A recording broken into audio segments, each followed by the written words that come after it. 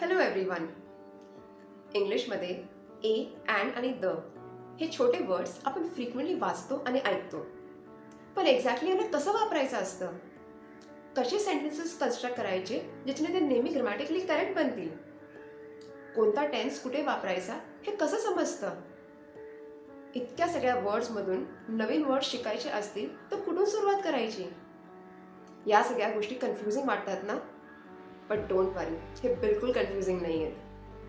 इंग्लिशमध्ये काही रूल्स आणि फॉर्म्युलाज आहेत जे अप्लाय करून आपण every single time grammatically correct sentences बनवू शकतो.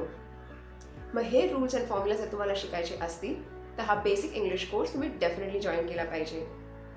खूप साऱ्या इंटरेस्टिंग ॲक्टिव्हिटीजमधून तुम्हाला रीडिंग, रायटिंग, लिसनिंग आणि स्पीकिंगची भरपूर प्रॅक्टिस दिली जाईल. जर तुम्ही स्टुडंट असाल, वर्किंग प्रोफेशनल असाल किंवा तुम्हाला असंच आपले लँग्वेज स्किल्स इम्प्रूव्ह करायचे असतील तर हा कोर्स तुमच्यासाठी आहे. मग भेटूया क्लासमध्ये.